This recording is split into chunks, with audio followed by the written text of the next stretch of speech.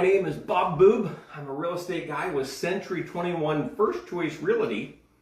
And today what we're going to be talking about, and if you have any questions, just please put them in the comment section. So you can see them by myself here today. Booker's out selling a house. John's out selling a house. All the other realtors are out selling houses. So you're stuck with me by myself today. But what we're going to be talking about today is affordable homeownership options. Are there really any affordable homeownership options? Say home ownership options 5 different times. Home ownership, that's really difficult. But what we're going to be talking about today is either you're renting now looking to become a homeowner, or maybe you own a house right now and you either need to buy a bigger house or maybe you're downsizing to a smaller house, but how do you do it? Everything's expensive then. So we'll talk about some different options that you can do. All right. So the very first thing here that I want to talk about is, I think one of the biggest challenges of homeownership isn't the real estate market. Excuse me. Follow me on this for a second. The real estate market is expensive. Supply and demand is working in most sellers' favors right now. So what that means, when there's fewer homes available and more people looking, the house prices are going to be going up. Now, as a buyer, sometimes you'll complain, oh, the prices of the house are too much, and I get that, but really, isn't that what you want? Because if you buy a house, that's a very expensive asset. Do you want that to go down in value, or do you want it to go up in value? As soon as you become the homeowner, then you're going to be like, yes, properties are going up in value then. So it's interesting, same person, just a different perspective. Are you looking to buy or are you looking to sell?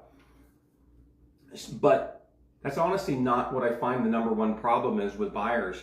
The number one problem that I find with people with affordable homeownership is that they don't analyze their budget and figure out what they can afford for the payment, because it isn't the sale price of the property that's the problem, it's the payment, right? Does that make sense? And I understand out there that there's a couple things that dictate your payment. How much money you have saved, what kind of interest rate can you get? The interest rate is going to depend on how long you've been at your job, your credit score. And if you need to talk about these things, please reach out to me or any of my super cool, awesome agents at Century 21 First Choice Realty, and we will definitely help you figure out ways to come up with money, that sort of thing.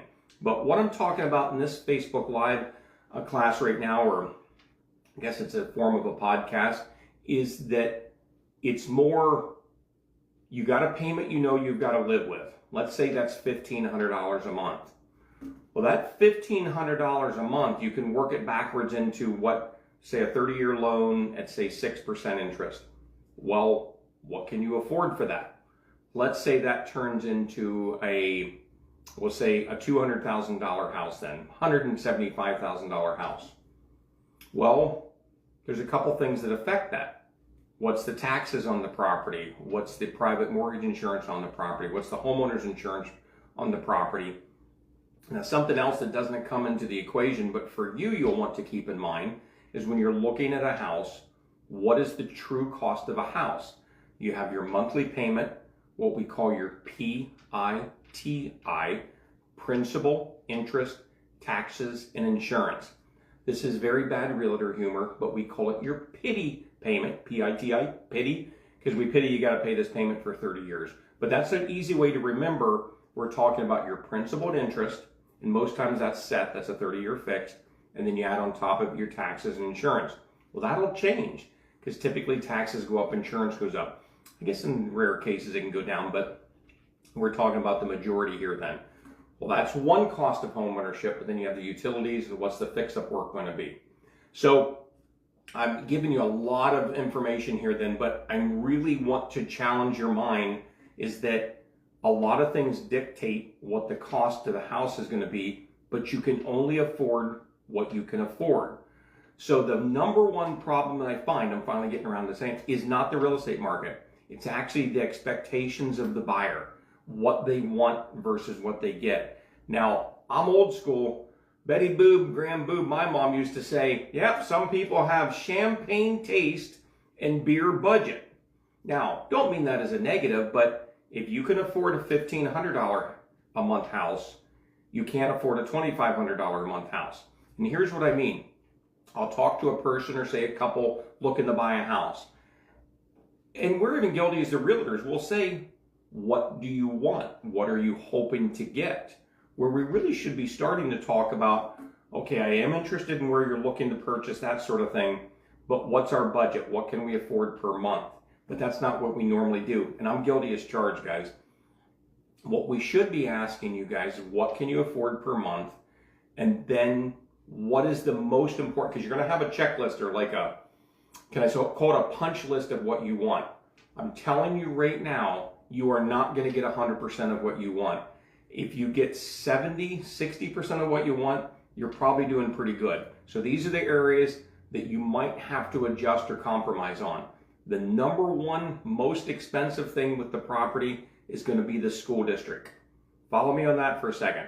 The more popular the school district, the higher the price of the house is going to be, because supply and demand is putting pressure on that house to sell for more, because many people want in that school district then. The lower the popularity of the school district, the less pressure on that house, so that house will sell for less. So right here, are you picking up on that? If you have children, you probably have a school district or school districts you prefer. That's absolutely fine.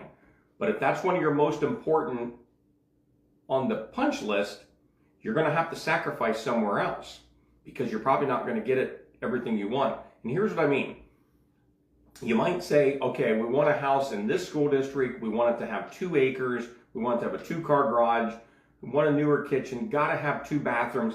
And of course, I'm listening to the couple, and I'd always be respectful. And then I say, well, look, I'm going to send you 2 emails later. And they're like, what do you mean? I go, well, the first one's going to be the homes that you're looking for. And of course, I'll send it to them. And to get those homes that they want, it's probably going to cost them $2,500 to $3,000 a month. But remember, going back to our example, this person can afford $1,500 a month then. They're going to go, well, we can't afford those homes. I go, I know.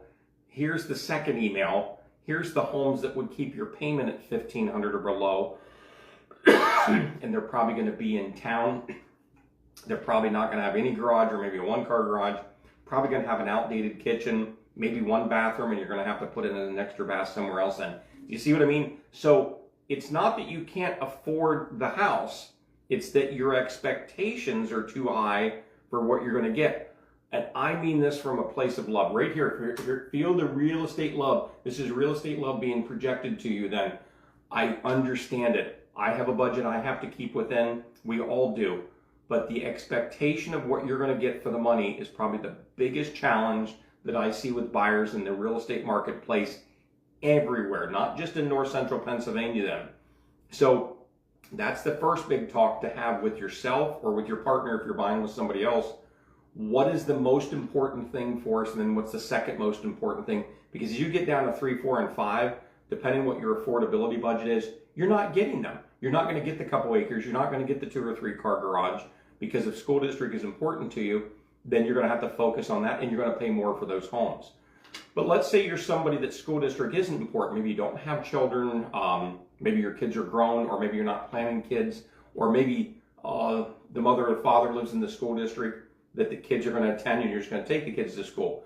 Well, then here you go. If you want to have a more affordable home, focus on properties that are in school districts that aren't as popular. All right, so there you go. The other thing to look at is time on the market.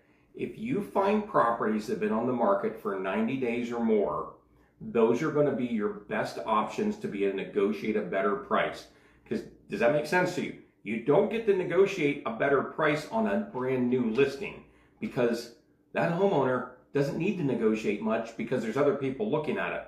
But as that house sits on the market for 2 weeks, a month, 2 months, 3 months, all of a sudden now that homeowner starts to realize, oh wow, maybe I've overpriced my house. Maybe that old kitchen that I have or lack of a garage isn't going to get me the price that I was hoping to get. So those people become more realistic.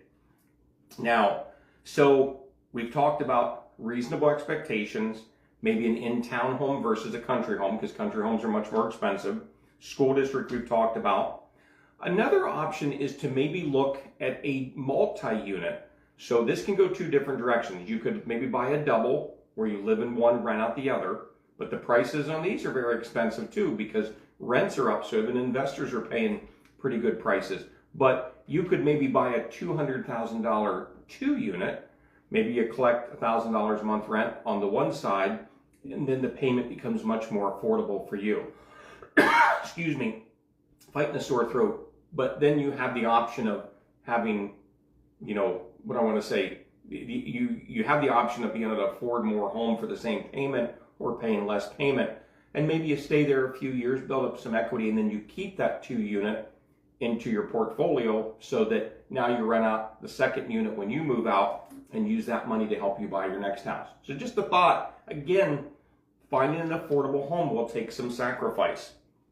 Now another one is maybe looking for an unconventional home, maybe like a mobile home. What I mean by that is that a lot of times there can be a mobile home on a piece of land. It will not work for the first-time homebuyer programs. You're going to have to save up a little bit of money for these. But a lot of times you can get that country home and get it affordable. But again, you're going to have enough money to put down. You're probably going to have to do like a local bank loan for that sort of a thing. There's also mobile homes in parks, but of course you would own the house, but then have to pay the lot rent. But again, when you start to work the math per month, that may be an affordable home ownership option for you then.